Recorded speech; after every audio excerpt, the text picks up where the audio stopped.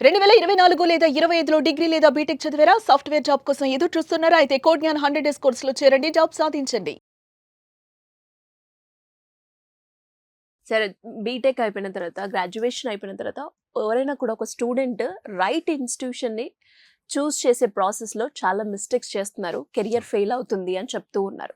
ఒక proper right ఇన్‌స్టిట్యూట్‌ని select చేసుకోవడం ఏ విధంగా పాసిబుల్ అవుతుంది? అంటే వాళ్ళని ఎలాంటి క్వెషన్స్ అడగాలి? ఏవే పారామీటర్స్‌ని మనం చెక్ చేసుకోవాలి? సో మీరు అప్ స్కిల్ అవ్వాలి అన్నా కూడా ప్లేస్మెంట్ రిలేటెడ్ ట్రైనింగ్స్ కావాలి అన్నా మనకు కంపల్సరీగా ఏదో ఒక ఇన్స్టిట్యూట్లో జాయిన్ అవ్వాలి. అలా జాయిన్ అయ్యే ముందు కొన్ని స్పెసిఫిక్ థింగ్స్ చెక్ చేసుకోవాలి. ఒకటి, ఆ ఇన్స్టిట్యూట్కి అసలు ఎన్ని డ్రైవ్ ఆపర్చునిటీస్ వస్తున్నాయి, సో వస్తున్నవి రియల్ కంపెనీసా ఫేక్ కంపెనీసా, అండ్ ఇప్పటి వరకు ఎంతమంది స్టూడెంట్స్ ప్లేస్ అయ్యారు. ఓకే, అలా ఒకవేళ ప్లేస్ అయ్యారు అంటే ప్లేస్ అయిన స్టూడెంట్స్తో వాళ్ళని ఇంటరాక్ట్ అవ్వటానికి వీళ్ళు సపోర్ట్ చేస్తున్నారు ఆ ఇన్స్టిట్యూట్ వాళ్ళు ఆల్రెడీ ప్లేస్ అయిన వాళ్ళతో. అప్పుడే కదా మనకు క్లారిటీ వస్తుంది అది నిజంగా కాదా అని. And A type of content teach చేస్తున్నారు, కరికులమ్స్ చెక్ చేసుకోవాలి. ఆ కరికులంలో ఉన్న అంటే జనరల్ కరికులమ్స్ అంటే అందరూ ఏం చేస్తారంటే మెయిన్ టాపిక్స్ అన్నీ ఉన్నాయా లేవా అని చూస్తారు. మెయిన్ టాపిక్స్ అందరూ పెడతారు, దాని లోపల ఇన్ డీటెయిల్డ్ సబ్ టాపిక్స్ అన్ని టీచ్ చేస్తున్నారా లేదా అన్నది ఇంపార్టెంట్. ఏ టైప్ ఆఫ్ ప్రాజెక్ట్స్ చేపిస్తున్నారు అన్నది important. Okay, projects real time ఎగ్జాంపుల్స్కి సింక్ అవుతున్నాయా లేవా అన్నది ఇంపార్టెంట్. మన ప్రొఫైల్ ఎలా బిల్డ్ చేపిస్తున్నారు అన్నది ఇంపార్టెంట్. సో సాఫ్ట్వేర్ దాంట్లో ప్రొఫైల్ బిల్డింగ్ అంటే లింక్డ్ఇన్ ప్రొఫైల్ బిల్డ్ చేయాలి, రెజ్యూమ్ ATS స్కోర్ వచ్చేట్లు ప్రాపర్గా బిల్డ్ చేయాలి, అండ్ దెన్ గిట్ హబ్ ఒకటి మెయింటైన్ చేయాలి. అట్లాగే కోడింగ్ ప్లాట్ఫామ్స్, లీడ్ కోడ్ ఇట్లాంటి వాటిలో ప్రోగ్రామింగ్ ఛాలెంజెస్ అన్నవి సాల్వ్ చేసేట్లు ఉండాలి అనమాట.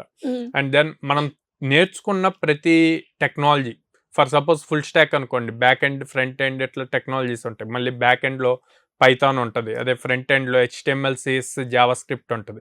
సో ఇలాంటి టెక్నాలజీస్కి కంప్లీట్ అయ్యాక మనకి టెస్ట్ కండక్ట్ చేసి మళ్ళీ సర్టిఫికేట్స్ ఇస్తున్నారా లేదా, ఆ సర్టిఫికేట్స్ వెరిఫికేషన్ చేయడానికి ఎట్లాగా పాసిబుల్ అవుద్ది. సో ఇలాగా ప్రతిదీ మీరు చెక్ చేసుకుంటే అది రైట్ ఇన్స్టిట్యూటా కాదా అన్నది తెలుస్తుందండి. నా ఫ్రెండ్ జాయిన్ అయ్యారనో, లేదు అంటే డాడీ రిఫరెన్స్ ఇచ్చారనో ఇలా జాయిన్ అయిపోతూ ఉంటారు. అలా కాకుండా ఒక రైట్ ఇన్స్టిట్యూట్ని సెలెక్ట్ చేసుకునే ప్రాసెస్లో విజిట్ అనేది చాలా అవసరం. సో అలా ఎవరైనా కూడా కోడ్‌జ్ఞాన్ని విజిట్ చేయాలి అనుకుంటే ఏ విధంగా ఉంటుందంటారు? సో కోడ్‌జ్ఞాన్ని నేను డైరెక్ట్గా విజిట్ చేయమంటాను, బోత్ పేరెంట్ అండ్ స్టూడెంట్ ఇద్దరిని.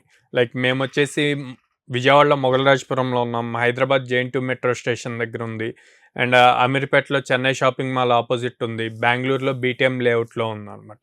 పేరెంట్ స్టూడెంట్ ఇద్దరిని డైరెక్ట్గా విజిట్ చేసి కౌన్సిలర్స్తో, ఇప్పుడు నేను ఇందాక ఏదైతే పాయింట్స్ చెప్పానో అవన్నీ కౌన్సిలర్స్తో మాట్లాడి, అండ్ ఎవరైతే ప్రజెంట్ ట్రైన్ అవుతున్నారో స్టూడెంట్స్ వాళ్ళతో కూడా మాట్లాడి, ఆర్ మా దగ్గర ఆల్రెడీ ప్లేస్ అయిన స్టూడెంట్స్ని కనెక్ట్ అవ్వాలి అంటే వాళ్ళతో కనెక్ట్ అయ్యి, సో మీరు వెరిఫై చేసుకొని అప్పుడు డెసిషన్ తీసుకోమని చెప్తాను. సో అలా ఎవరైనా కూడా అప్రోచ్ అవ్వాలి అంటే ఏ విధంగా ఉంటుంది? స్క్రీన్ మీద కనిపిస్తున్న నెంబర్స్కి కాల్ చేయొచ్చండి.